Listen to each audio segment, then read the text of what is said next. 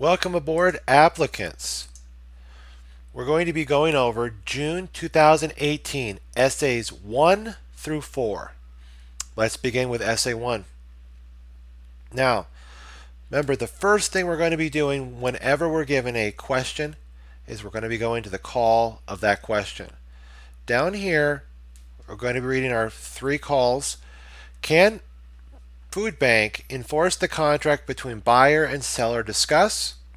Number 2, what if any defenses does seller have? Discuss. 3, what if any relief can food bank seek? Or what if any relief can food bank seek? Discuss. So what does it sound like that we have here in terms of an area of law? Contracts, exactly. Because we have the word enforceable contract between food bank and between. Let me repeat that. The call number 1 says that can food bank enforce the contract between buyer and seller? Discuss. The word contract there gives our area of law contract. Okay, now coming up here, the top of our list, we want to make sure to throw down our shopping list and checklist, which is going to be contract formation, third party rights, performance related issues, but we want to make sure to talk about conditions, covenants, and excuses, discharge of duty to perform, breach of contract, and remedies. Okay, now looking down now, making sure that we're addressing each call. Let's make sure that when we make our answer up, that indeed we're doing what we're intending to do. Answer that call. Okay, down here it says, can food bank enforce the contract between buyer and seller? Up here, we want to make sure to address that by saying, indeed, can food bank enforce the contract between buyer and seller? Question mark. Sometimes you have to use the whole COTQ. Sometimes you can trim and fit in. Okay. Now number 2 call is saying, what if any defenses does seller have? So defenses of seller or seller's defenses. Probably the seller's defenses will be better. Okay. Question mark. 3. The third call says, what if any relief can food banks seek? So relief. Food banks relief. Okay. Now that we've looked at all of our calls, addressed all of our calls, let's get into our question now. Seller sells imported food products to local food distributors like buyer. Seller and buyer entered into a valid written contract under which seller promised to deliver to buyer on or before May 1st of this year 2,500 pounds of Canadian wild rice packed in 100-pound sacks at $6 per pound, total price $15,000. Buyer, a supplier of the local nonprofit food bank, a supporter of the local nonprofit food bank, insisted on a provision in the contract stating, in addition to the quantity of goods to be delivered by seller to buyer under this contract, seller agrees to deliver free of charge free of any charge an additional 200 pounds of the identical product to food bank. Immediately after buyer informed food bank of seller's promise to deliver the 200 pounds of Canadian wild rice, food bank decided to use the rice as part of its upcoming fundraising campaign. Food bank spent $300 for 200 1-pound bags that were labeled famous Canadian wild rice, thank you from the food bank. It planned to send letters to 200 donors, offering a bag of the Canadian rice to anyone who contributed at least $50, believing that the campaign would raise $10,000. On May 1st, seller delivered 2,500 pounds of Canadian wild rice to buyer. However, the rice was packed in 50 kilogram sacks that contained 110.2 pounds each. Seller's agent explained to buyer that his Canadian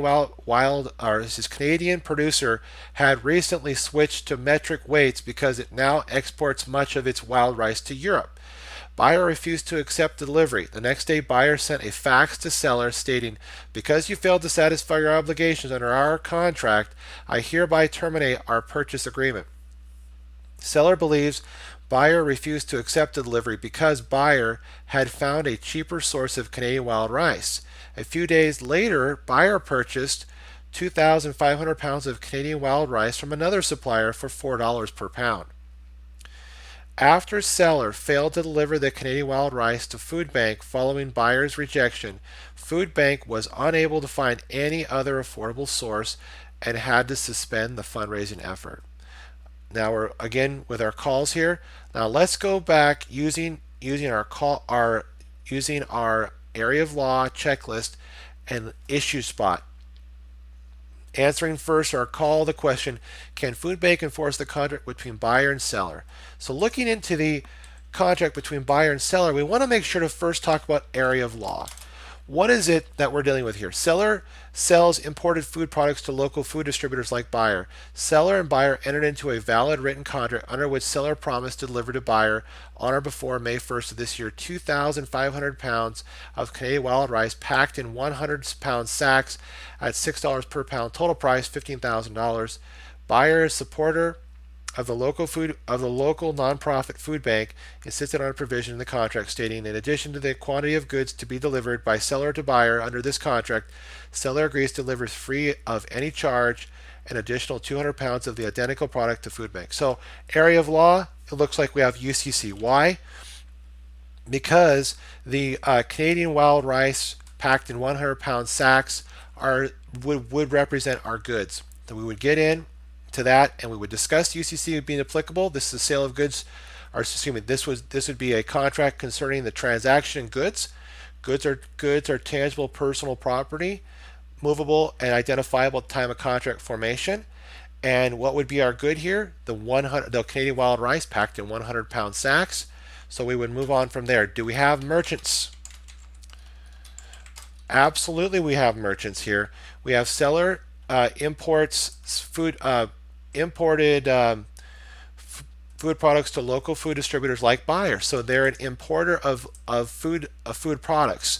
Want to make sure to highlight this for you right here. Okay. Now buyer and seller, and then here distributors. We're given also too that distributors like buyer.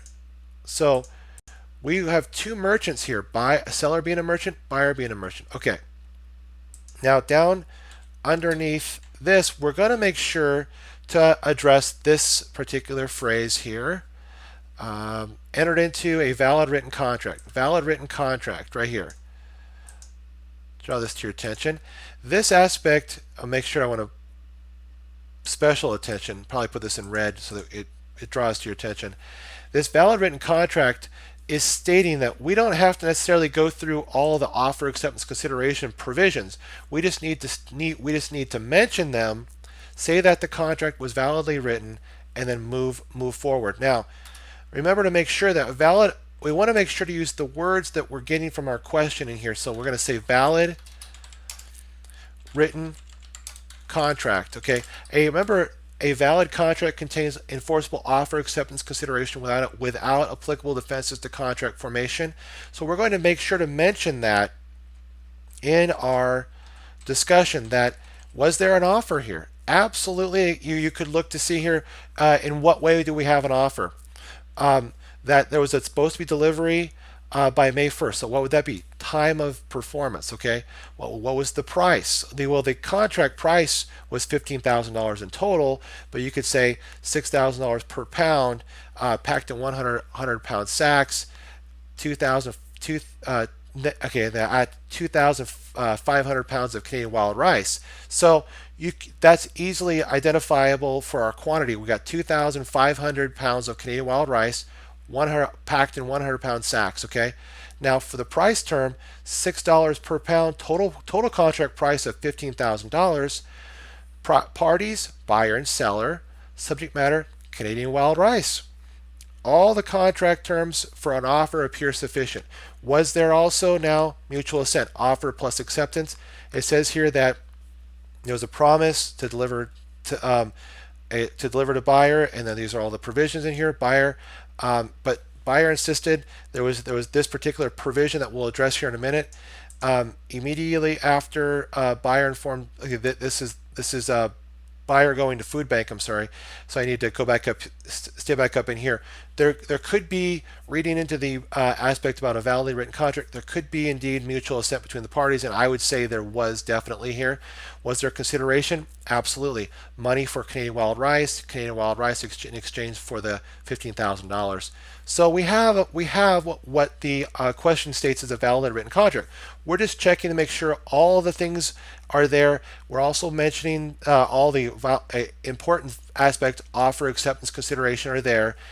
Making it too that sometimes you might even want to throw in a statute of frauds discussion here, and I would as well, because this is a sale of goods $500 or more, but it already sufficed because, or has sufficed the statute of frauds because it's a validly written contract, most likely signed by both parties because both parties are conceivably merchants. Okay, now with that being said, we have indeed a validly written contract. Now, what does that help us answer our call here? Can Food Bank now enforce the contract between buyer and seller? Now that we have a validly written contract, and we have to ask ourselves here, has that contract though been breached by any one of the parties? Because remember, this is going to help us establish what seller is, or excuse me, not seller is, what Food Bank actually is.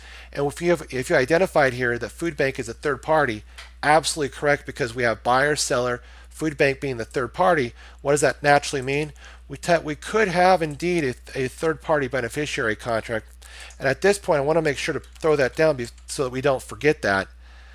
Now, when we come down here, what is it now when seller delivers the goods? Now, you can also add this too into your mutual assent.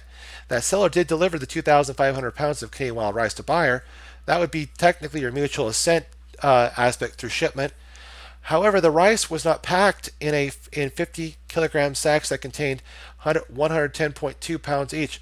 What could that be? Well, technically, that could very well be a breach of contract through what? Well, perfect tender rule.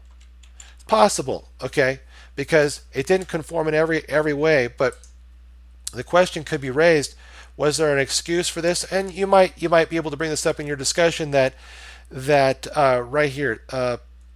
Here we go. I want to read this to you right here. Here we go. Seller's agent explained to buyer that his Canadian wild producer had recently switched to metric units because it now exports much of its wild rice to Europe.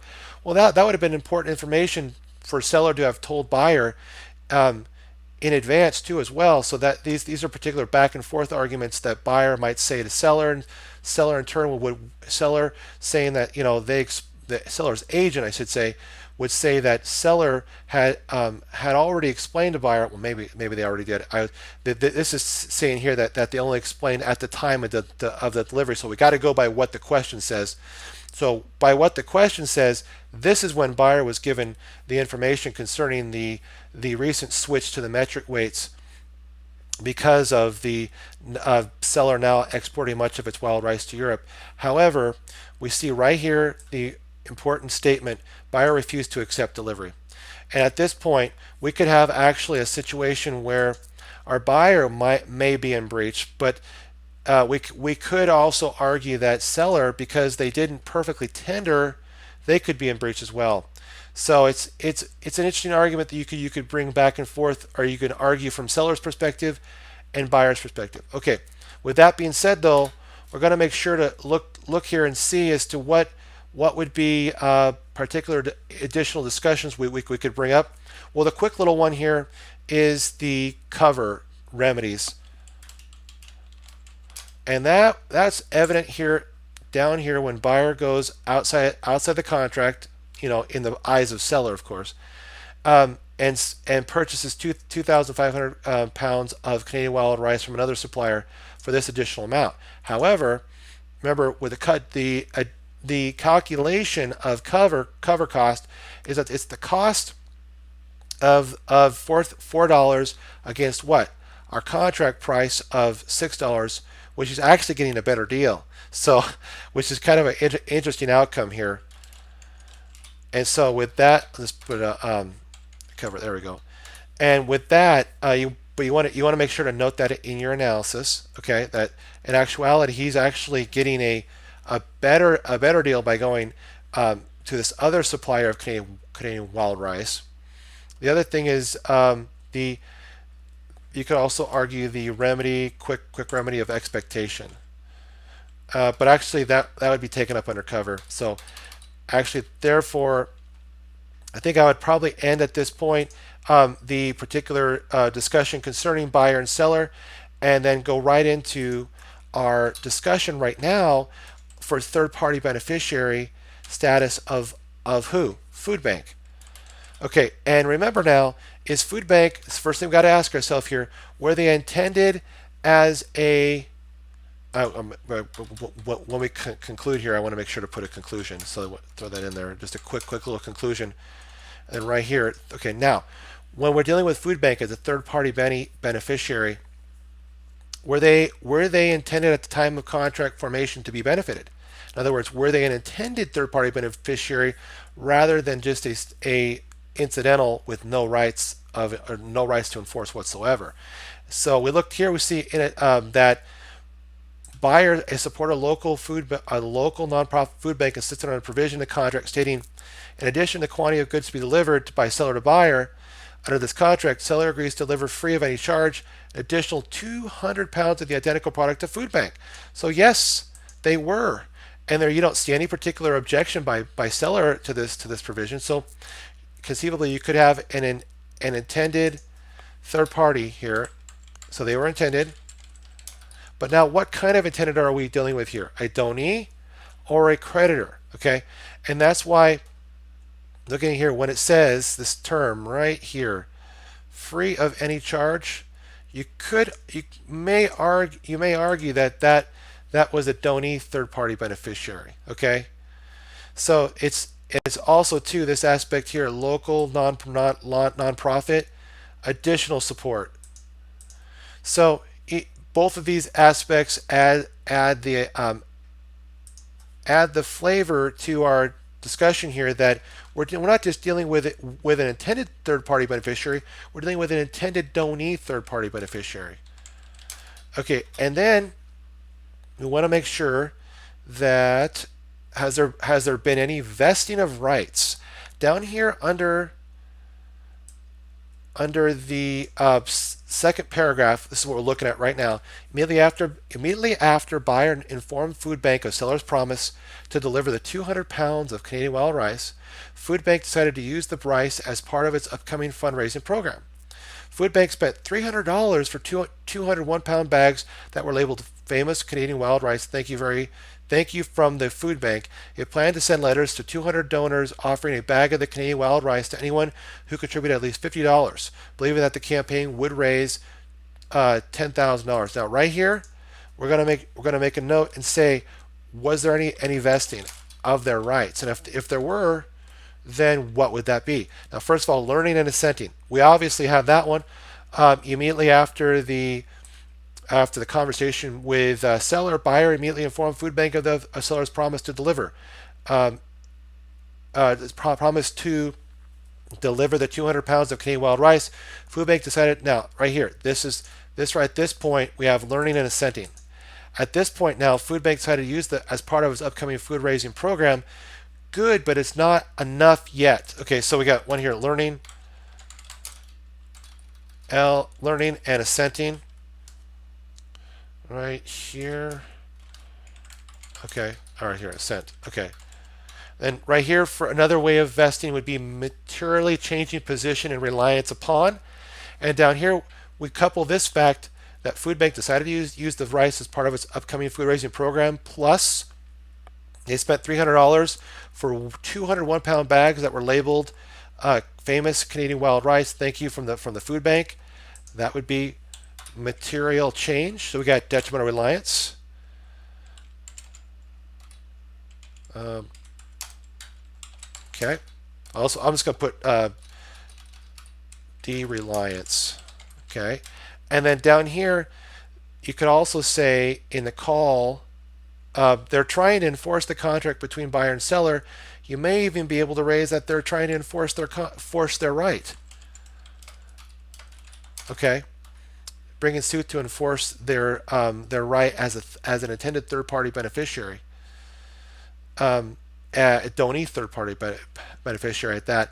And so right now, we look to see, can food bank enforce the contract between buyer and seller? It looks like they can. Yes. So the conclusion on that one, overall conclusion, yes, they can. Now, number 2 question, seller's defenses. What are seller's defenses to what? Now, you might be asking, well, what are their defenses to? Well, remember, when food bank steps in the shoes technically of buyer, they can enforce against seller any defense possibly that buyer may be able to argue. Now remember, I have to go back on that just a minute here, and I'm not exactly sure what's meaning by defenses here, but let me look into the facts. Okay. On May 1st, seller delivered 2,500 pounds of Canadian wild rice to buyer. Okay, we already went through that. Now down here under after seller failed to deliver the Canadian wild rice to food bank following buyer's rejection. Now this is the aspect. Food bank was unable to find any other affordable source and had to suspend its fundraising efforts. Okay. That's what we're looking at here. This is the aspect about them being able to argue, like we just said, possibly what buyer could argue against seller. So we were on the right track on that. The other thing is, well, what could food bank possibly argue in a defense to seller here? Are there any particular suggestions? I'll throw that into the our group here to answer.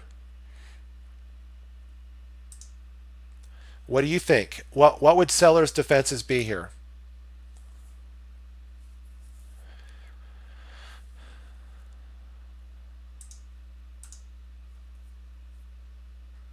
And I have to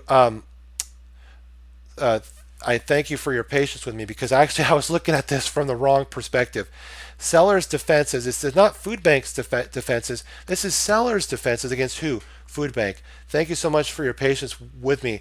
In long contract questions like this, sometimes it can get easy to get twisted in terms of looking at facts from the wrong perspective, like I just did. But if that ever happens, make sure to take the time to just reset. If you're yeah, exactly, it was part of their deal with buyer, not food bank. Exactly. Thank you for pointing that out. That's exactly right. Seller's defenses, it's not what food bank stepping in the shoes of buyer could argue against seller. I was incorrect looking at it that way. It's actually all the defenses that seller could bring against buyer, seller could also now bring against as seller could bring against food bank. And what would those defenses be? Well, let's take a look. I would argue impracticability and frustration of purpose. Now, is it objectively impossible for seller, or for, let's see, what defenses would seller have against buyer? Let me also ask it. Not sure. Yeah. See, that's the thing, is what defenses does seller have against buyer? Well, let me see. Going through here, just kind of going through the facts. Now, this is what makes this question a little complicated, but we can get through it. The aspect would be is why? Okay.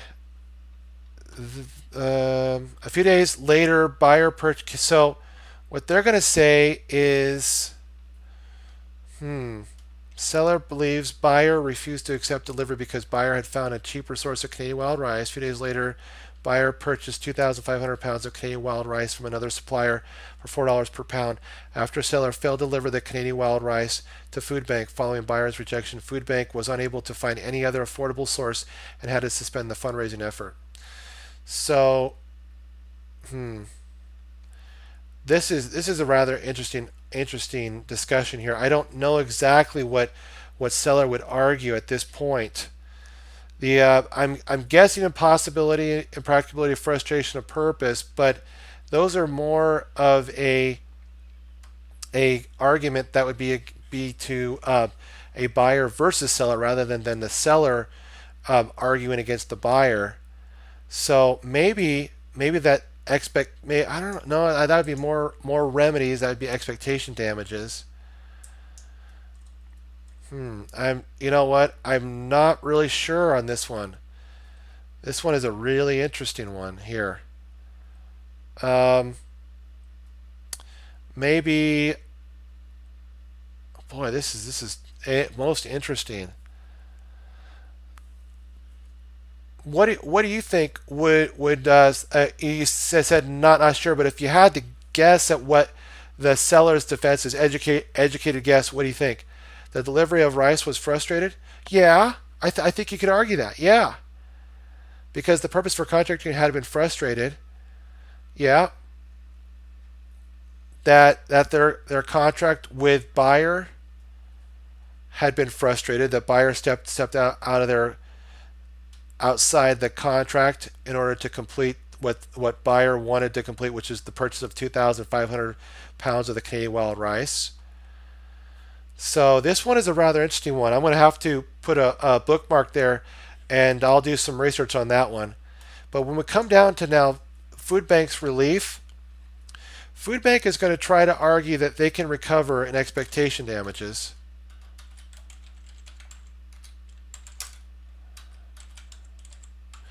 Right here. Oh, there was no longer a deal between. Okay, yeah, that's the thing is I think the seller's defenses are gonna center around the fact that buyer was the one in breach rather than seller, which is a really interesting argument. I don't know the defenses that would flow out of that, except for maybe they're going to say that. Oh boy, this is a really interesting one. I don't know. Is this a real tough one? Gonna have to do some research on this one. Thank you so much for your patience with me, guys. Okay, the food bank's relief expectation damages. Now, in expectation damages, that food bank is going to say, what is food bank gonna try to argue against seller here? Oh, yeah, they're going to say the $10,000, and maybe the $10,000 in what? Like, okay, well, we want to make sure to put down all of our damages here. Expectation, consequential damages, and incidental damages. But remember, they have a duty to mitigate. So they have a duty to mitigate. Their expectation damages might be that expected $10,000 funds that they were going to raise, although they believed it, which means it could be prospective rather than certain. Too speculative, exactly right. And then also we're looking to any not only that, but the cost, the $300 would be, I don't, you could call it consequential, but also I would probably bring in reliance damages. They would try to get back that $300. They're most likely going to get that back from seller. And then I don't know if there's any consequential, because at the time of contracting, they meaning seller and food bank, yeah, money for the bag, exactly. So that's the one that I think they're most likely going to get is reliance. Oh, sorry, reliance damages. Reliance damages here. Consequentials are probably not going to be available, but you want to make sure to argue that it had, that you want to make sure to bring up the law, bring in the facts that may argue it, and that's what they're going to try to say, that the 10,000 again pops up, but the problem is it's again too speculative, wasn't foreseeable. All right, we already talked about expectation here. Make sure that they had a duty to mitigate, which they should observe, and then any incidental damages resulting from the particular duty to mitigate. And that pretty much completes food bank's relief. Again, I apologize about the seller's defenses. I'm not quite sure about this yet, but we will do our research and find out what this is, and we will learn and grow. Okay, now down to our second question now. Remember, with every question, we want to make sure that we go to our calls first. So question number 2, call number 1. What is Carol likely to prevail? Discuss. 2, if Carol does not prevail, how will her damages be determined? Discuss. So again, coming up here, what kind of damages are we looking at? Are these contract damages, tort damages? That's why we want to make sure to peek into our question here. Usually we'll be able to find it in the paragraph that just precedes our calls of the question, and this would be legal malpractice. That sounds to me like torts. So with that being said, I can now go into my, highlight this for you. I can now go into my area of law and put that down here. Oh, let me bring that down. Thank you for your patience. Right down here, my area of law. So we got intentional torts, negligence, strict liability, products liability, other torts, and third-party rights. Down here, make sure to address our call number 1. And what is called is Carol likely to prevail? Question mark. 2, if Carol does prevail, how will her damages be determined? Okay, question mark. Okay. Now that we've dealt with that, we now go into, with our shopping list in mind, into our first read of the question. In July 2015, Carol broke her neck and became disabled when she drove into a swimming pool manufactured by Swim Wonder and struck the bottom. In September 2016, Carol hired Larry, a lawyer, to negotiate with her health insurer, which was slow in paying her medical bills. Larry suggested filing a claim against Swim Wonder for negligence in its design of the pool. Carol agreed. In September 2017, Carol, who had heard nothing about the negligence claim, contacted Larry. Larry informed Carol that he intended to file her claim, but recently learned that her claim was barred by what? The 2-year statute of limitations. So this is another important term we want to highlight. Statute of limitations. Okay. So what is it now? Okay, Carol has sued Larry from legal malpractice. Now let's start issue spotting this. Is Carol likely to prevail? Now what is the first thing we're going to be looking at here? We're going to make sure to talk about our statute of limitations, because it's this 2-year statute of limitations aspect that is what Larry should have observed, but he recently learned that her claim, Carol's claim, was barred by the 2-year statute of limitations. The argument, though, is, when did Carol hire Larry? Conflict, exactly. It's right. There's two particular elements we want to take a look at here. Oh, thank you for your patience. Right down here. Right. First issue we want to make sure to talk about under statute of limitations is when the COA conflict of, the cause of action came about. When did Carol first learn about the cause of action? Basically, when was she aware of her injuries that she claims were caused by Swim Wonder? It was in July of 2015. So we want to make sure to mark that date. Carol, oh right, Carol v. Larry. Yes, very good. Excellent job.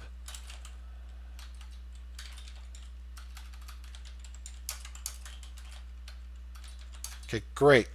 Now, under statute of limitations, make sure to identify when the cause of action was discovered, which we're saying here was July 2015. And now, when did Carol hire Larry the lawyer to negotiate? And was that the same point at which Larry suggested filing a claim against Swim Wonder for negligence in his design of the pool? Carol agreed. So this was September. This is when Larry was hired. That was September 2016. Okay. And then the statute of limitations was a 2-year statute of limitations. So we're looking at 2 years here, two right here. From when? The argument could be made by Swim Wonder that it was from July of 2015 all the way to July of 2017, which right here that was already past when the September 2017 rolled around. However, Carol's argument is going to be that she had hired Larry on September 2016, which was well within the two-year statute of limitations, to file a claim for her. She agreed to Larry's suggesting of the filing against Swim Wonder for negligence, and therefore, had Larry filed the claim within a reasonable time after September 2016, her claim would not have been barred by the 2-year statute of limitations. So that's a quick statute of limitation discussion there. And then going down now, taking a look at negligence. Negligence for what? And let's say Carol is suing Larry for what? Legal malpractice. So this is a heads up here that the bar examiners were giving us, that legal malpractice, negligence claim. What is it that Carol is saying? That it was the negligent malpractice, the professional malpractice of who? Larry, that caused Carol to lose her case. Okay, so it would have been but for this particular malpractice by Larry, Carol would have prevailed. Okay, and now make sure to note this in there, that it deals with our malpractice of Larry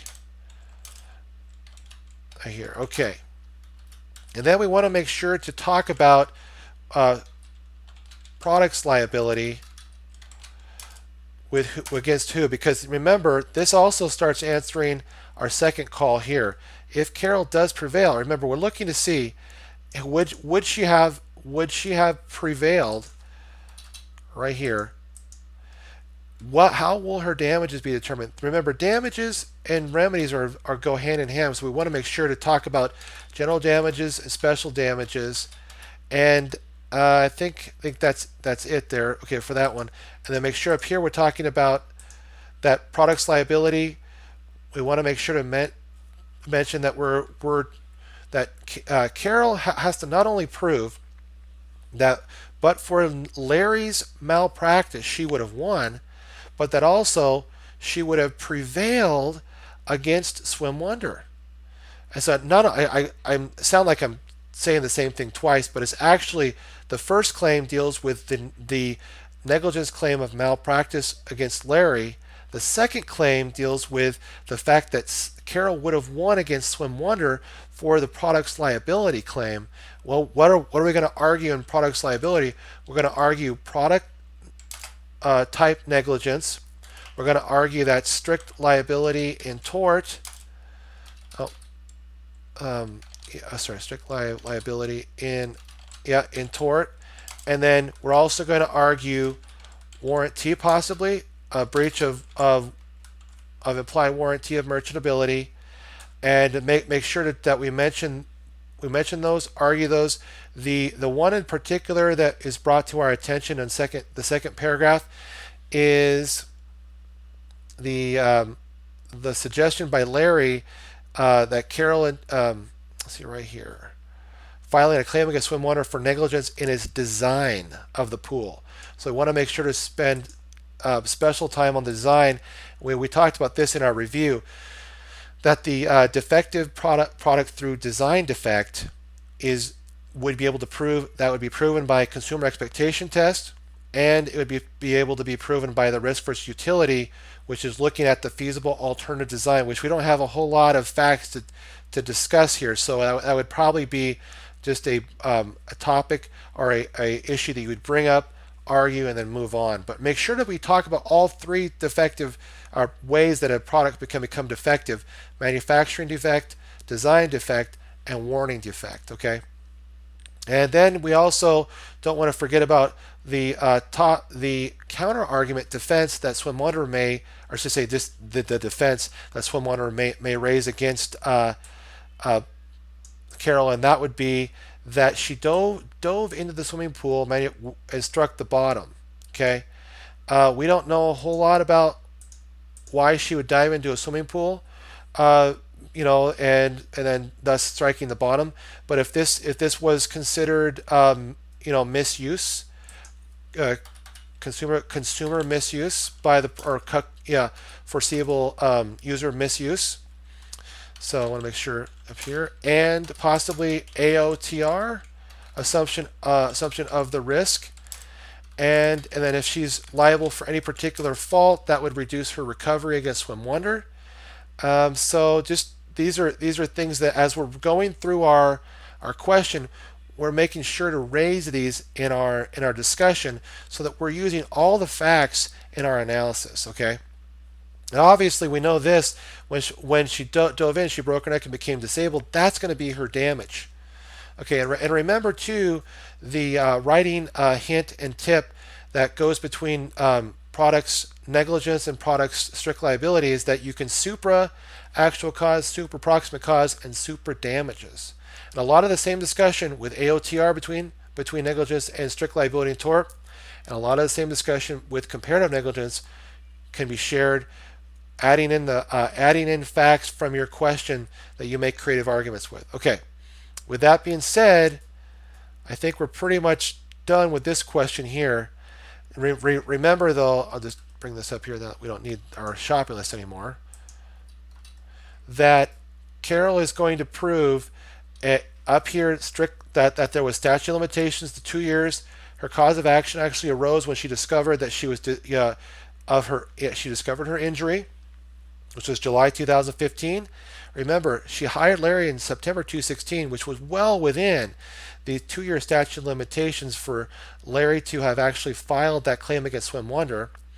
And then make sure to mention too that also that she had negotiated, or she hired Larry, the lawyer, to negotiate with her health insurer too, which was slow in paying her medical bills.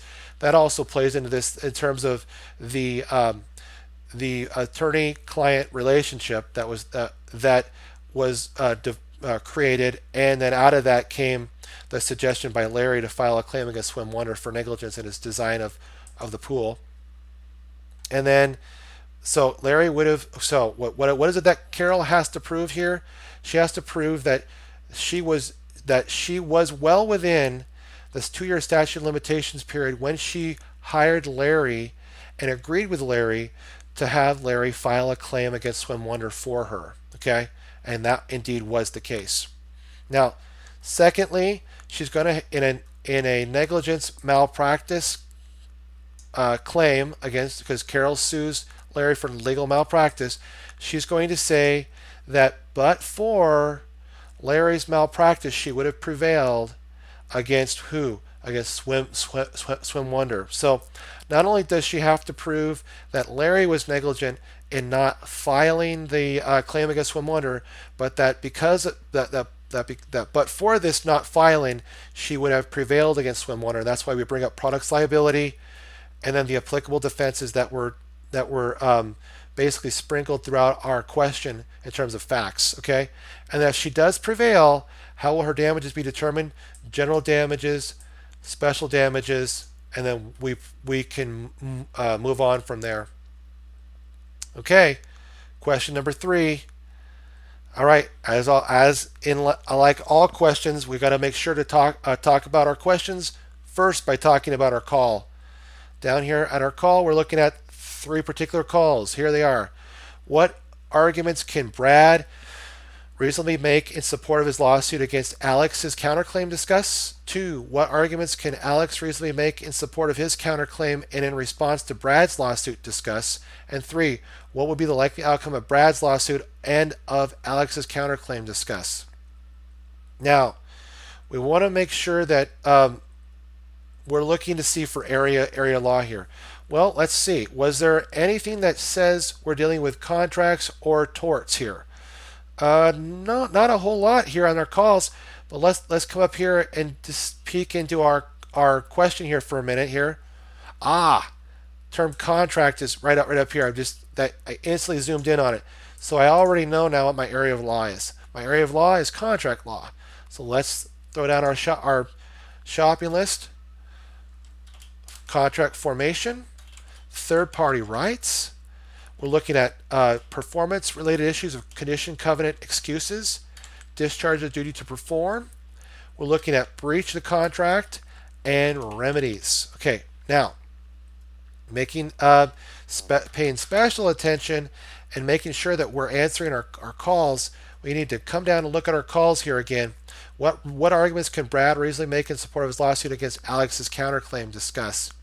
Then down here, what arguments can Alex reasonably make in support of his counterclaim? And in response to Brad's lawsuit, discuss. 3, what would be the likely outcome of Brad's lawsuit and of Alex's counterclaim? We want to make sure that we're paying special note as to that this is actually Brad.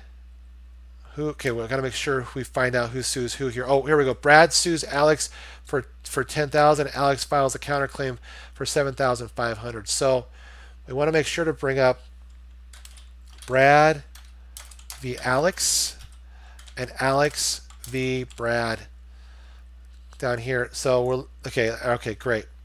Brad v. Alex. Alex. Okay, great. Now, I believe what we have here is that this is our first call. What arguments can Brad reasonably make in support of his lawsuit and against Alex's counterclaim? Okay, right here at number 1. And then number 2, what arguments can Alex reasonably make in support of his counterclaim in response to Brad's lawsuit? That would be technically the second call here. Okay, and then down here, the third call, what will be the likely outcome of Brad's lawsuit and Alex's counterclaim? Discuss. We could call that just conclusion. Or we could actually make upgrade that a little bit here and say, well, what will be the likely outcome of Brad's lawsuit and of Alex's counterclaim? There we go.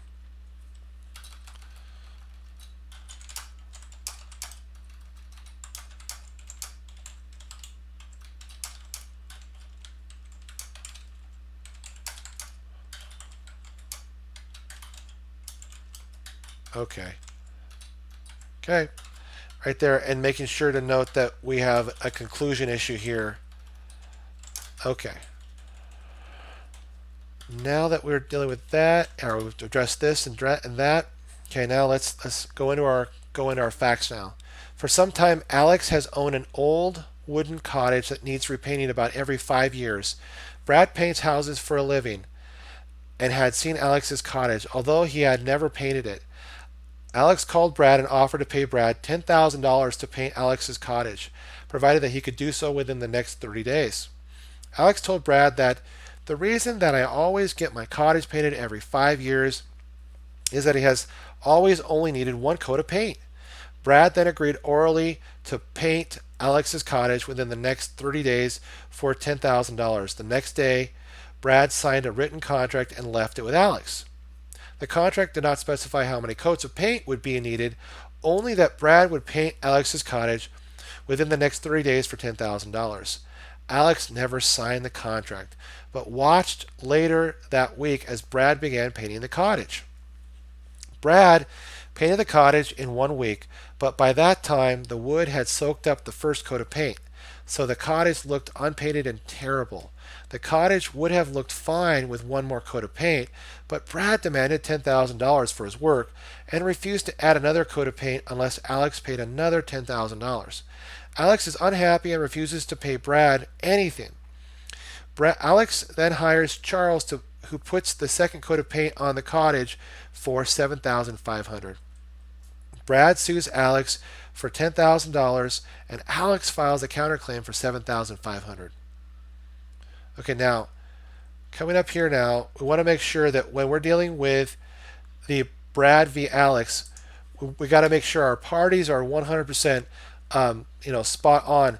When we're dealing with Alex, Alex is the homeowner, and Brad would be the party who is painting Alex's cottage. Okay, now we're dealing first. We want to make sure that we're dealing with the area of identify the area of law, okay, or the applicable law. And what would that be here? Well, it looks to me like painting services, so common law. Now, contract formation. So, yeah, contract, capital F here for formation. Okay, now, Was there an offer? Okay, called Brad and offered to pay Brad $10,000 to paint Alex's cottage. So there would be, provided he could do so within the next 30 days. Okay, there we go. So our contract term would be $10,000. So we got offer. Make sure to mention this in here. Offer, acceptance, consideration. Make sure to talk about statute of frauds here in just a minute. Okay, so as to offer, the price of our contract would be $10,000. Time for performance to do so within the next 30 days. That'll actually come back to as being possibly a time is of the essence, maybe.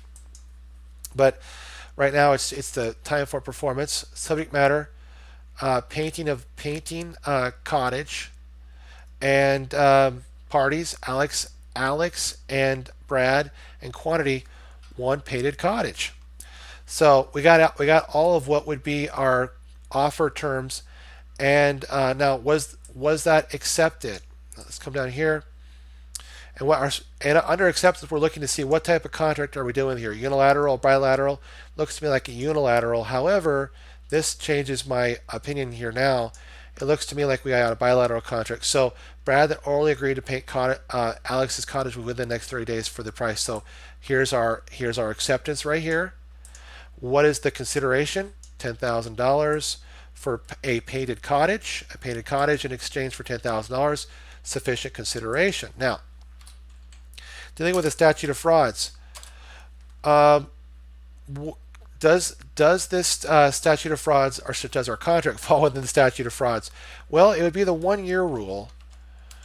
But the thing about it is we have a contract that could be performed within a year. So does it need a writing between the parties, signed by the party to be charged, containing all the necessary terms? Well, the argument could be raised that it might. Well, I see. Wait a minute here. No, because it says the time for performance within the next 30 days takes it outside of that.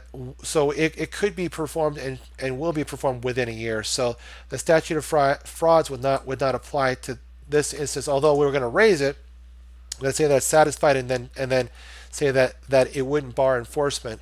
But now, coming down here, we're going to look to see what is it that is the central issues of this particular paragraph. Let's go back in issue spot now again. For some time, Alex has owned an old wooden cottage that needs to be repainted about every 5 years. Okay, this is going to help for support in terms of this next argument that I would put down. I'm just going to put this down right now. The parole evidence rule as a possible defense.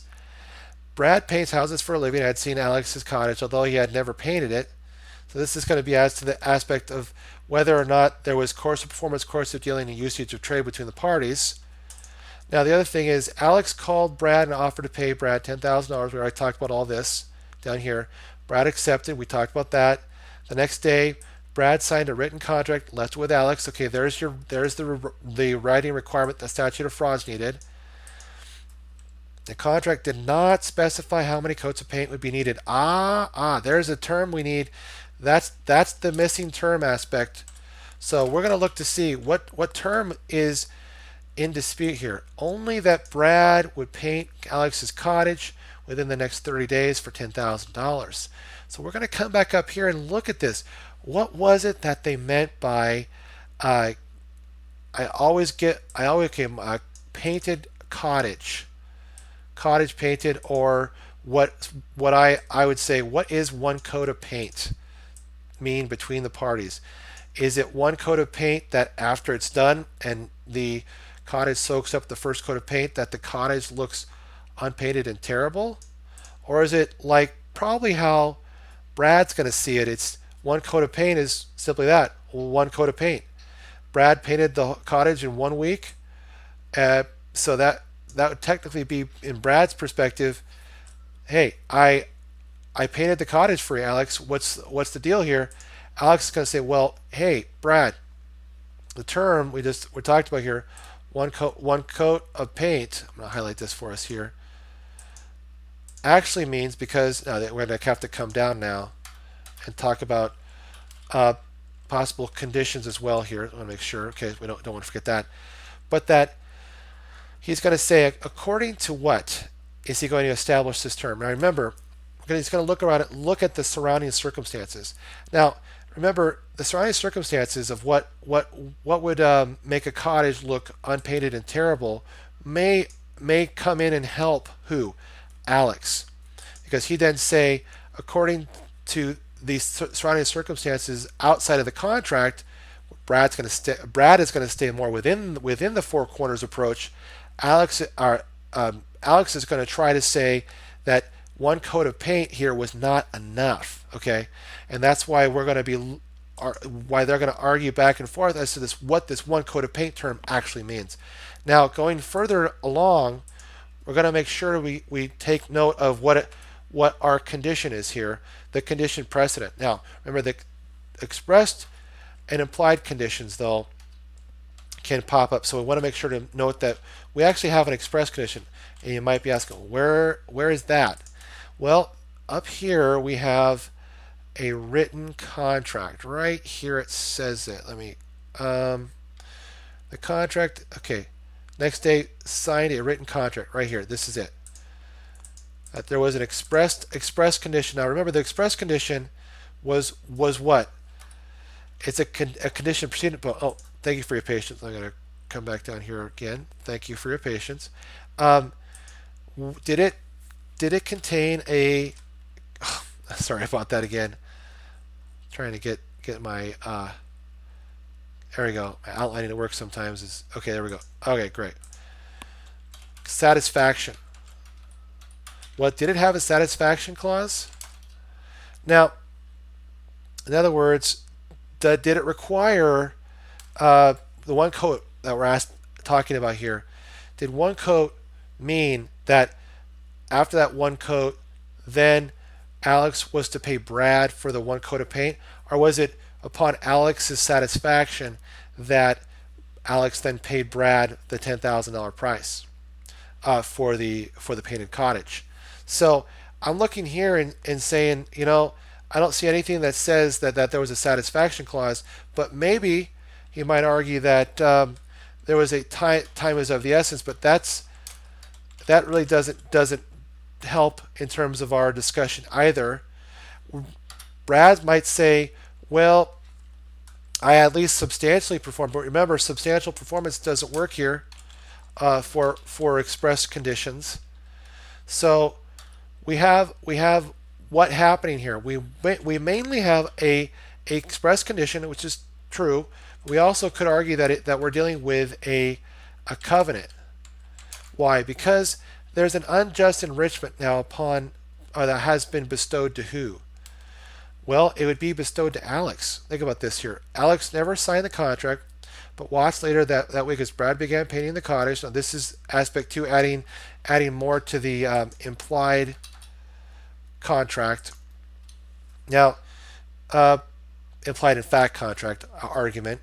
Brad painted the cottage in 1 week, but by that time the wood had soaked up the first coat of paint. We already talked about that as adding to our parole evidence rule term dispute. And then we're looking to see, this is the other thing too I wanted to make note for exceptions to the parole evidence rule, that we have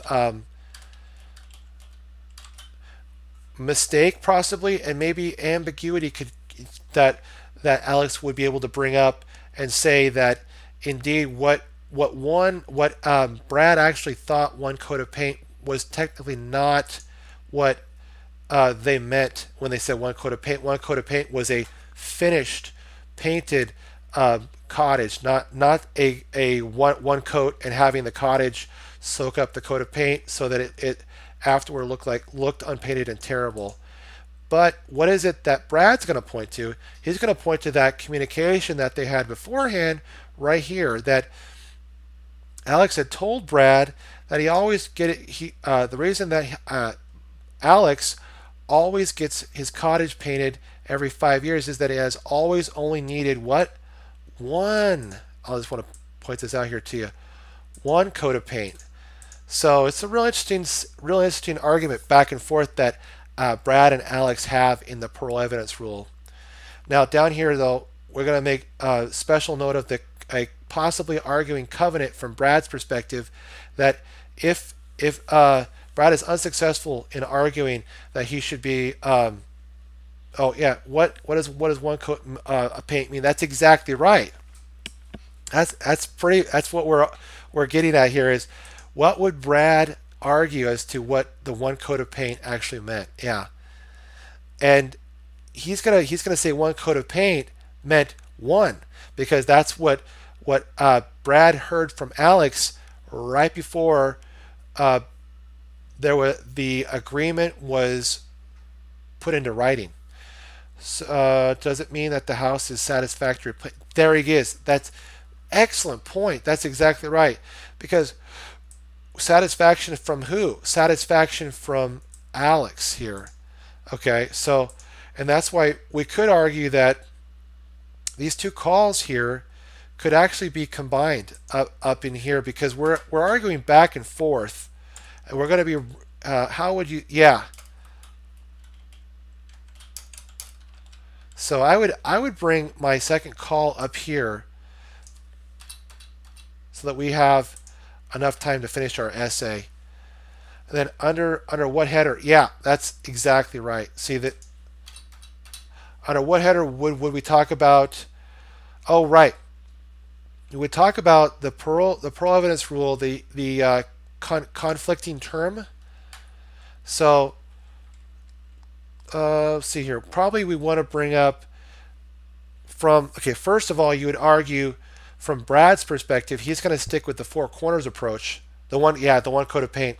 He would argue that the four corners approach was that the contract contained, the contract did not contain, excuse me, the next day they signed a contract and left it with Alex. However, this is one thing here. The contract did not specify how many coats of paint right here.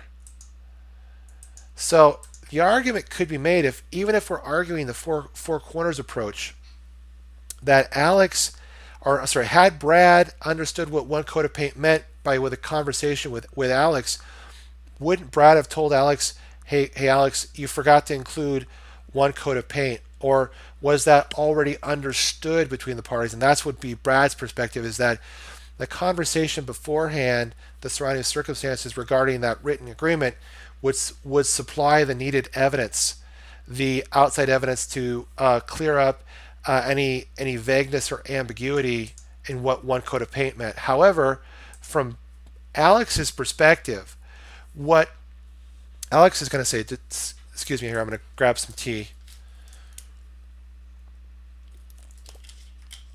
What Alex would say, excuse me, is that the one coat actually meant one painted cottage, not one cottage that after the cottage soaked up the first coat, that the cottage looked unpainted and terrible.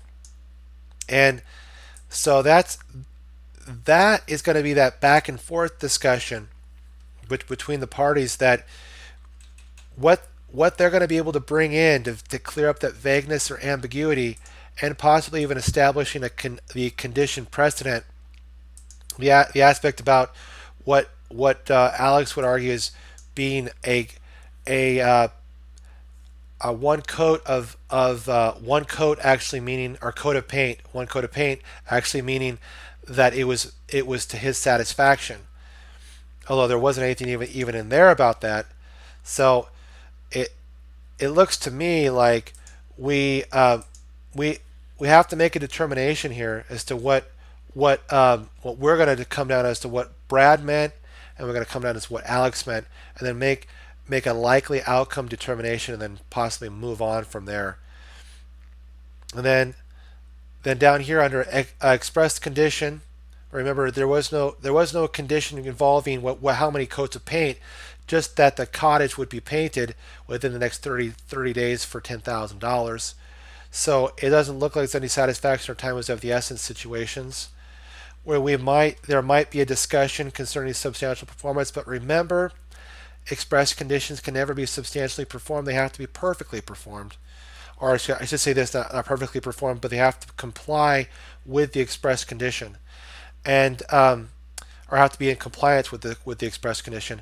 Make sure to argue too that even if Alex were to prevail, Brad could argue in a counter argument sense that Alex was bestowed a benefit, an unjust enrichment.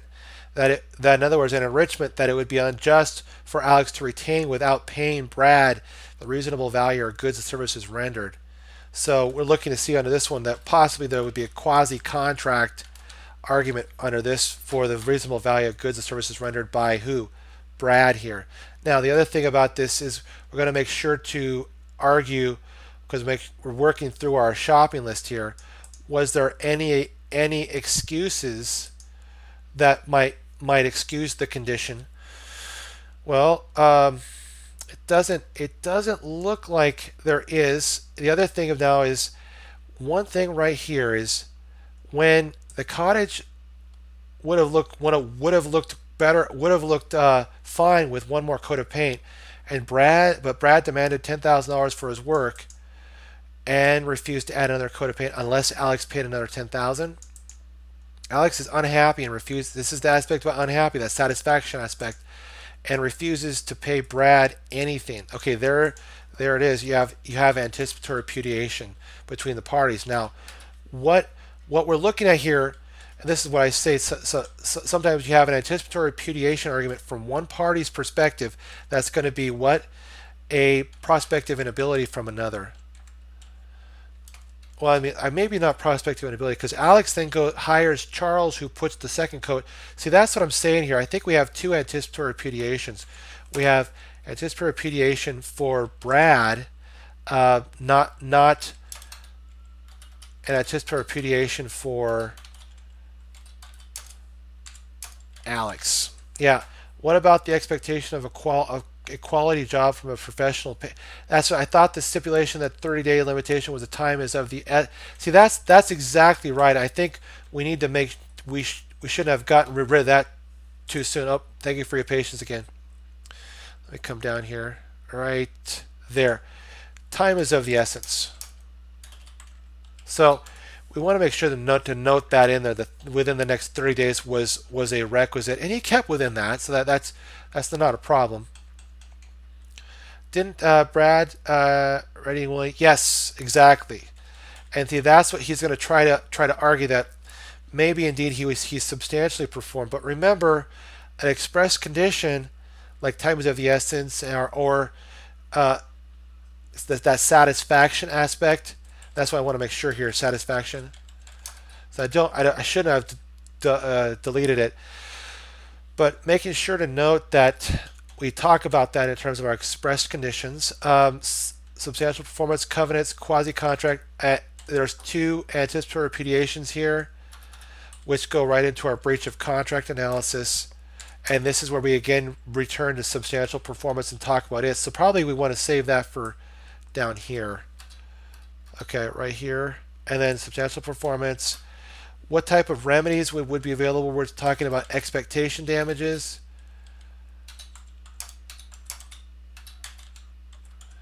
We're also talking about Alex then hires Charles, who puts the second coat of paint on the cottage for $7,500. Possibly that at the cost of substitute performance. Okay, and then probably consequential damages here. Talley versus Baxendale. And we want to make sure that there was a duty to mitigate. Okay, right there. Talked about consequential damages. Oh, yep. And then incidental damages.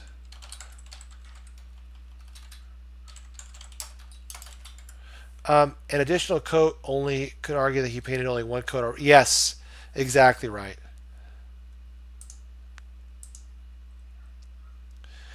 Now, what will be the outcome? And that's where we could argue the not just the breach, but the remedies here. I think we'll save this for remedies.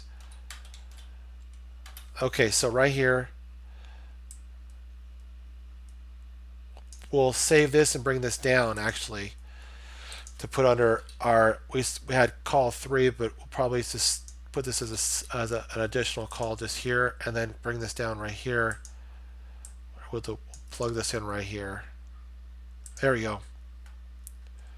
Because this is the outcome of Brad's lawsuit and Alex's counterclaim. Now, the argument could be raised that Brad, for the $10,000, would only be able to recover the reasonable value of his goods or services rendered, possibly. Alex is going to try to, obviously we're talking about this, Alex for $7,500. What's that going to be due to? That would be the cost of substitute performance. Oh, excuse me, let me come back up here. The cost of the substitute performance, okay? Okay, and then the aspect about consequential damages wasn't foreseeable because it wasn't mentioned at the time of contract formation. And then incidental damages related to the duty to mitigate. And I don't think there's anything else here we could talk about because we're trying to bring in all of our facts and make our arguments up centered around our issues that we've spotted through our facts from our questions. So, yeah, behind our note painter, isn't Alex already saying he realizes the house needs to? Yes, very good point again. Excellent point. Again, these are some challenging questions. So I'm happy that we're going through this and we're learning. Okay, now down to question number 4, and then we'll call this concluded on question number 4 here. Okay, now looking at our call of the question. Where would you put the hiring another painter? Isn't oh, that would be under, let's see here. Hiring another painter, isn't Alex already saying he realizes the house needs 2 coats? Ah, okay. That would be, again, that's why our parole evidence rule here is probably a bigger discussion. I would probably go there under the parole evidence rule. Improving up our exceptions to the possibly fully integrated argument, the 4 corners argument. Yeah, we'll definitely go over these further. All these the types of contracts that involve these rather complicated parole evidence rule situations. Okay, now down here under question number 4, we'll look at the calls and we'll go right into it. Okay. With what crimes, if any, can Al reasonably be charged, and what defenses, if any, can he reasonably raise? Discuss. 2. With what crimes, if any, can Bob be reasonably charged, and what defenses, if any, can he reasonably raise? Discuss. 3. With what crimes, if any, can Carl be reasonably charged, and what defenses, if any, can he reasonably raise? Okay, so looks to be Bob, and okay, Al, Bob, and Carl. We know what area law we're dealing with, criminal law. So let's bring this down here. Put in our 3 calls here. Oh, let's bring this back here. Crimes and defenses of Al. Bring that number 2. Crimes and defenses of Bob. 3. Crimes and defenses of Carl. And make sure too that we're going to say state v. Al.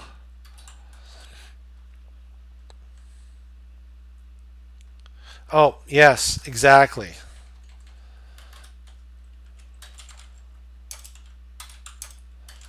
That's exactly right.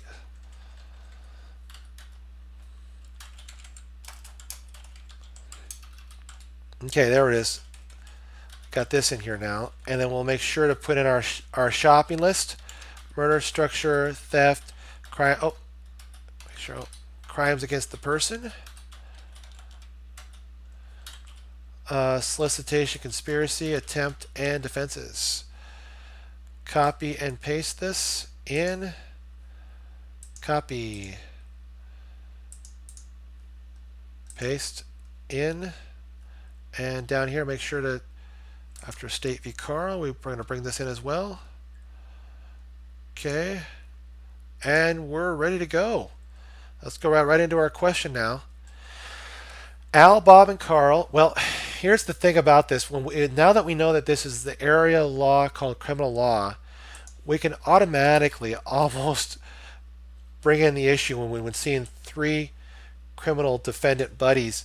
We can almost think of a solicitation conspiracy right off the bat. But we need an additional read of the facts to see if what actually happened. So Al, Bob, and Carl are members of a group opposed to nuclear power. They decided to break into the gigantic power company headquarters at night. Okay, making sure I'm noting some of these things. Night's a big element here with might.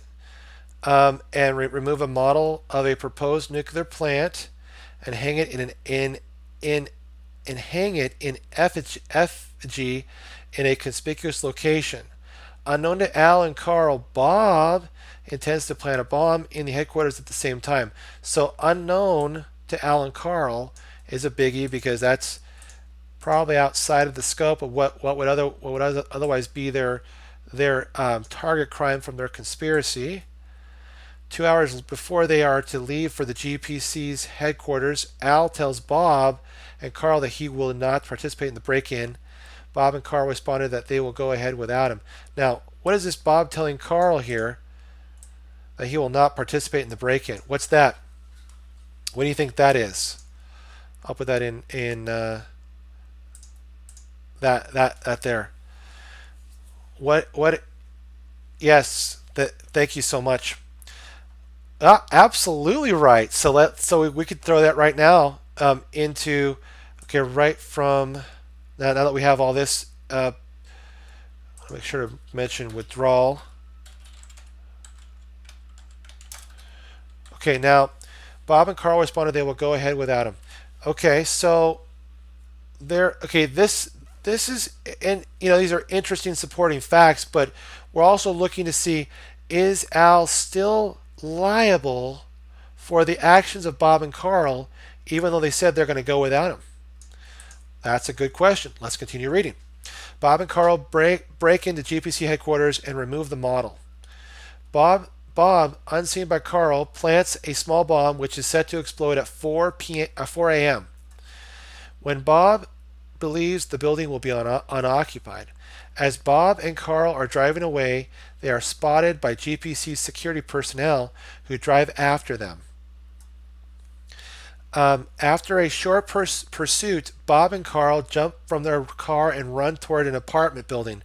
Bob pulls out two guns, which Carl did not know Bob had, and tosses one to Carl. Bob then grabs apartment tenant hostage, who is walking to his car, and forces him back towards the building. Carl pleads with Bob to let hostage go, but Bob says, "Get in here or I'll shoot you." Bob turns his back and takes hostage into the building, and Carl follows. The police arrive, and Bob shoots at them. Carl does not. Carl finally convinces Bob to let hostage go. As hostage is running from the building, he is shot and killed by the police, who mistake him for a suspect. Now, at GPC headquarters, the bomb fails to explode and is safely disarmed by the police squad. Now, looking at Al's defenses. Now, was there a murder that Al could be charged with? Absolutely. Was there a structure crime? Did they break into the GPC headquarters? Yes. Was there a theft? Absolutely. That was the proposed nuclear. What do they say here? The proposed nuclear plan. I think it was. Here, let me make sure what this is. Okay, they break in. Okay, right up here. Right here. Here it is. The model. That's right. Yeah, exactly. Thank you. Now, was there a crime against the person that Al was charged with? Absolutely. Look down here. Okay, so first of all, the murder. What was the murder? Murder of hostage. Homicide of hostage. Okay. Structure. It was the burglary of GPC headquarters. HQ. Theft, we already talked about that. Larceny of model. Crime against the person. Let's go right down now and see what the facts tell us. Right here, as Bob and Carl are driving away, they are spotted. Okay, right here. Okay. After a short pursuit, Bob and Carl jump from their car and run toward an apartment building. Bob pulls out two guns, which Carl did not know Bob had. Tosses one to Carl. Bob then grabs apartment tenant hostage. So we've got battery right now. Battery as for grabbing aspect, okay, of the hostage. Then enforces apartment tenant who is walking to his car, forces him backward toward the building. So we could have false imprisonment here, which I think could be escalated to kidnapping. So it's got his kidnapping, or okay, there we go. Towards the building, because we have the asportation aspect. Now remember to not forget that we also have assault here, because what is it? We know that there are two guns here. Okay, and that. Okay, right here. Bob then grabs apartment tenant hostage who is walking toward his car and forces him back towards the building. Carl pleads with Bob to let hostage go, but Bob says, "Get in here or I'll shoot you." Okay, so remember now with Al. Oh, I think you know what? I think I'm a little ahead of myself on this, because I want to make sure that we're specifically talking about Al here. Al didn't actually do any of these particular.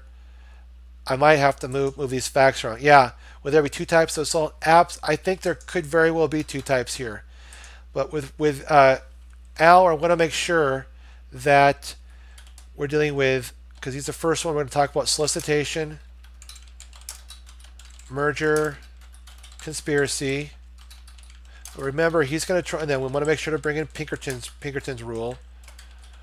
And, yeah.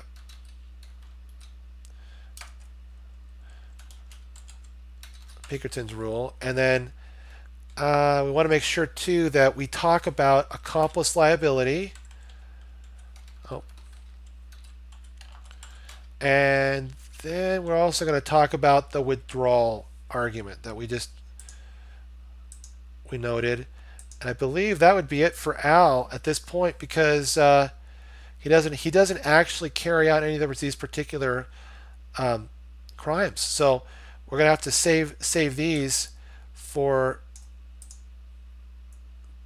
down further under Bob and or Carl. Okay, so that's Al. They all decided to do the crimes, so there is a solicitation. Exactly. Very good. Now under here, I'll replace this now with Bob. Okay, there we go. Alrighty, there we go.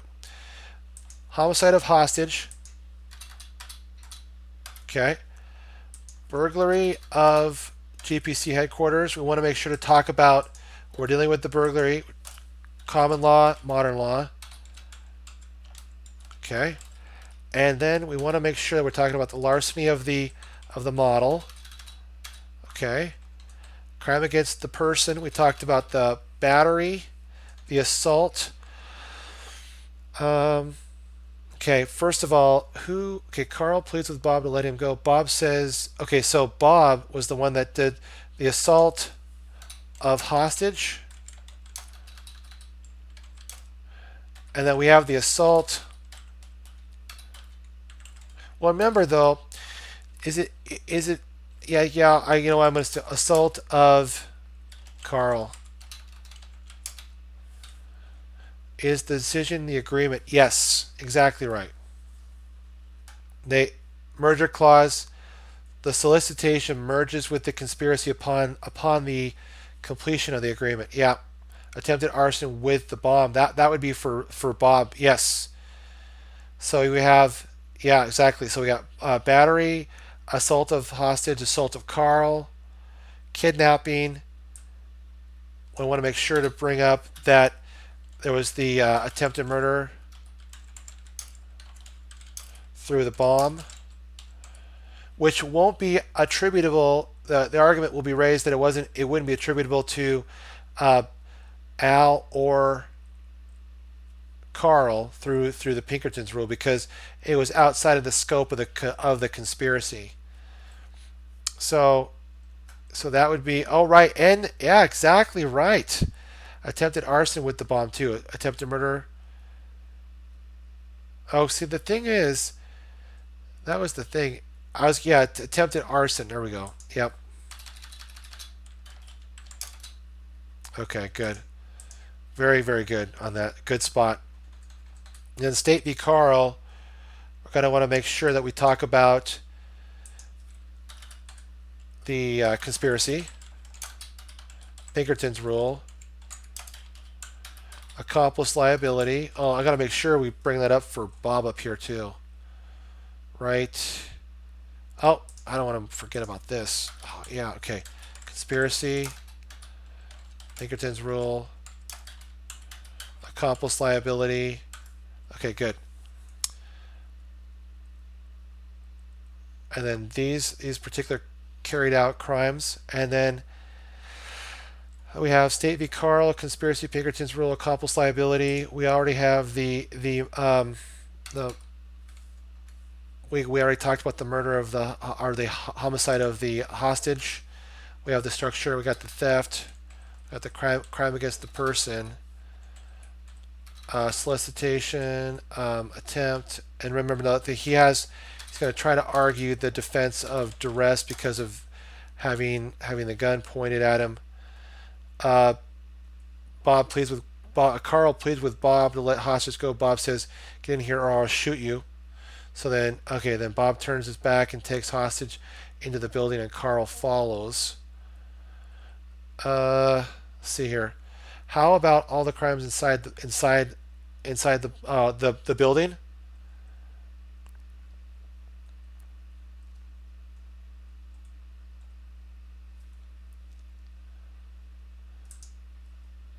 Oh, okay. Right. We're talking about here when the bomb fails to explode and is safely disarmed by the bomb squad. So that what was the original intent by Bob for the bomb here was Bob intended to plant a bomb in the headquarters at the same time, and what was it that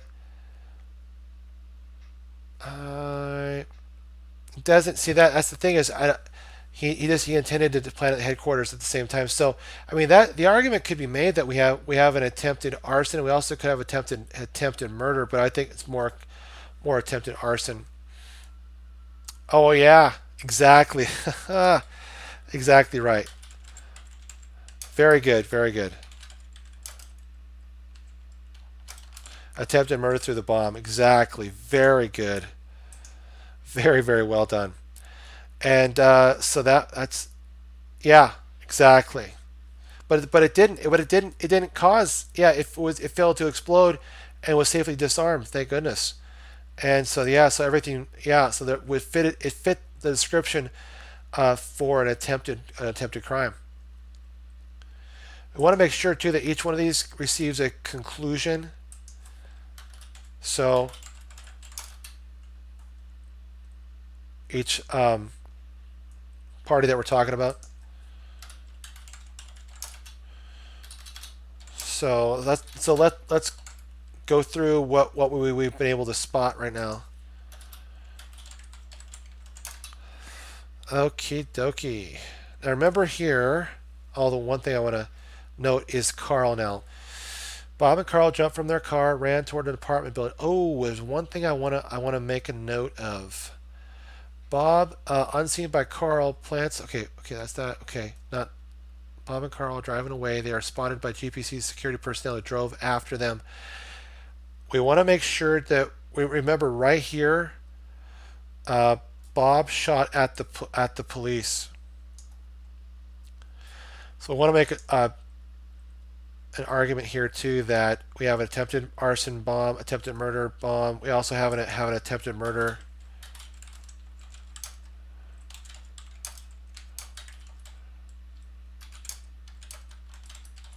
that he shot at the police. Only the bomb might get started. Exactly right. That's why we stick that under Bob. Exactly. Let's start from the top now. Okay. So crimes and offenses of Al. State v. Al. Well, we have the solicitation up here at the Al, Bob, and Carl, members of the group opposed to nuclear power, okay, and that they decided to break into the gigantic power company headquarters at night, remove a model of a proposed nuclear plant, and hang it in effigy in a conspicuous location. So therein lies the solicitation aspect. Solicitation merges with the conspiracy upon the agreement, and remember, conspiracy does not merge with the target crime. And what is it down here? Unknown to, this is right here. They decide right here. This is the aspect about they decide would represent the agreement. The conspiracy the solicitation would merge to conspiracy at this point. There would be Pinkerton rule liability for all reasonable acts in furtherance of the conspiratorial objective by other co-conspirators, like the crimes of Bob and Carl that were within the scope of the conspiracy, which, remember, we just talked about this, would not include Bob's intent to plant the bomb in the headquarters at the same time. That's something unique to Bob. And then now accomplice liability, all aiding and abetting with the intent that the crime be committed, all natural and foreseeable results or consequences of the criminal plan are attributable to all of the accomplices involved in the crime, and then RC is chargeable to all accomplices in the crime. And then there's a quick withdrawal defense. We want to make sure to note the common law modern law distinction. That remember here that did he notify Bob and Carl that he did not want to participate in the break-in? Yes. So under the common law, he wouldn't be liable for anything past that point of notifying Bob and Carl. But now remember, is he still liable for the conspiracy? Absolutely yes. But is he liable for anything that Bob and Carl do after that point? No, under the common law. But under the modern law, because the modern law says that you not only have to notify the other co-conspirators, but you then have to proceed with or engage in an act to thwart the crime, to thwart the commission of the crime in question. Thank you very much for your patience. That did not take place by Al, and therefore under the modern law, he would still be liable for the actions of Bob and Carl within the scope of the conspiracy. And remember, so common law, no more liability after Al told Bob and Carl that he no longer want to participate in the break-in. Under the modern law, though, he's still liable. So I want to make that distinction for your reader. How do we handle the murder of the kidnapped guy? Exactly down here. We're going to talk about that. So our conclusion wraps up Al. Then we're going to come down here to Bob. State v. Bob, conspiracy. We talked about that before. Here's agreement, Pinkerton rule, all reasonable acts in furtherance, accomplice liability, natural and foreseeable. Homicide of hostage, I think it's what you're talking about here. That would be their main stitch out of that one. You're going to be talking about the felony murder rule. Yeah, and then depraved heart, reckless indifference by of human life for the second degree. Most likely, the felony murder rule would get the first degree, and also going to be looking at whether or not was there any mitigating circumstances like the heat of passion, imperfect self-defense. Well, I don't see that, or most likely it's going to be mitigated through involuntary manslaughter or criminal gross negligence. So that's homicide of hostage. Burglary of the GPC headquarters, we talked about that. Up here, I think did we talk about that up there? No, we didn't. So I got to come down here and talk about this. Burglary of GPC headquarters. Common law would require that night element. And was there night? Let's take a look here. It says at night, where we marked it. And was it a dwelling house? No. So even though it was at night, it would fit that protected structure aspect. So what did they intend to commit a crime therein? So did they enter? Yes. Was it a protected structure of another? Yes. Did they enter with the intent to commit a crime inside of the building? Yes. Okay, so now that would fit the modern law application of the burglary of the GPC headquarters. The larceny of the model once they were inside. Was there a trespasser taking, carrying away personal property of another with the intent to permanently deprive the owner thereof? Absolutely. When did that take place? When they removed a model. And that, did they actually succeed in removing the model? Right down here it did. It said they did. See, Bob and Carl break into GPC headquarters and remove the model. Right there. Boom. Okay, so there's your larceny of the model. Was there a battery now? Battery of whom? Battery of the hostage. Right here, as Bob and Carl are driving away, they are spotted by GPC security personnel who drive after them. Now remember too, this is the aspect too. They haven't reached a place of seeming safety or a safe harbor. So that's why too, you also want to argue that on your felony murder rule for the death or homicide of hostage. Okay, so after a short pursuit, Bob and Carl jump from their car and run toward an apartment building. Bob pulls out two guns. So now the situation not only becomes assault and battery, but you could also argue aggravated assault, aggravated battery, which Carl did not know Bob had, and tosses one to Carl. Bob then grabs apartment tenant hostage. So this could very well be a battery, but I would even kick it up now because of the presence of the two deadly weapons. You could argue aggravated battery. Now, grab the apartment tenant hostage who is walking to his car and forces him back towards the building. So now here's the thing that I would argue. Not only is there a battery here, but you also have an assault of hostage, aggravated assault of hostage here. Okay, and then the assault of Carl happens right after that. Actually, we want to make sure that we couple these together in chronological order. So I'm going to replace this with, or move this up here. Okay, oh, there we go, perfect. There it is. Kidnapping, why? Because when Carl or Bob forces the hostage back towards the building, that was not only false imprisonment, basically confining the victim's person to a bounded area, no reasonable means of escape, plus there was movement of the victim's person. And so Carl pleads with Bob to let hostage go, but Bob says, "Get in here or I'll shoot you." That's Carl's defense down here. We don't want to forget about that. He's going to argue that when that took place, he could argue the defense of duress, and possibly, it's a loose one, probably self-defense. Possibly, I'll put a question mark there. Now, get in here or I'll shoot you. Bob turns his back and takes hostage into the building, and Carl follows. So this is that full completion of the kidnapping that we talked about here. And then remember too, we also have the assault of Carl when Bob says, "Get in here or I'll shoot you." Now the police arrive. Bob shoots at them. Right down here. This is remember, this is the attempted arson of the bomb. We want to keep this in chronological order, so we're going to bring this down to the bottom. Right here. Bring this up. This would go right here. The attempted murder of the people, the police that Bob was shooting at. And Carl does not fire, though. It's only Bob that fires. Carl finally convinces Bob to let hostage go. As hostage is running from the building, he is shot and killed by the police, who mistake him for a suspect. Now, that satisfies our element in homicide for the actual homicide, the death of a human being by a human being. So down here, we have now this additional sentence here.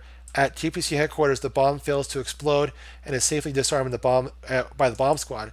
This is the aspect about, we talked about this, not only an attempted arson, right here via the bomb, but I think we could also make a sound argument as well for attempted murder through the bomb. Okay. Now, I want to make sure to then conclude for Bob. Then we go down to Carl, State v. Carl, conspiracy, Pinkerton rule, accomplice liability, duress. You know what? Possibly self-defense. I'm just going to put this in parentheses. Not really sure. Might be a stretch. Don't want to stretch too much. Then duress. Then we gotta have the conspiracy already. So let's close that out. We want to make sure to throw in a conclusion. And I think that's it. Now, I don't see anything else for Carl that we can raise because everything's going to fit within Pinkerton's rule, accomplice liability. We also want to make sure to talk about Carl's participation in. This also takes into consideration everything that Bob did. Effectively, Carl did as well. So through Pinkerton's rule, and then accomplice liability in addition to that. So looks to me, I don't see anything else that Carl did. Can you guys see anything else that Carl did that I might have overlooked? I don't see that.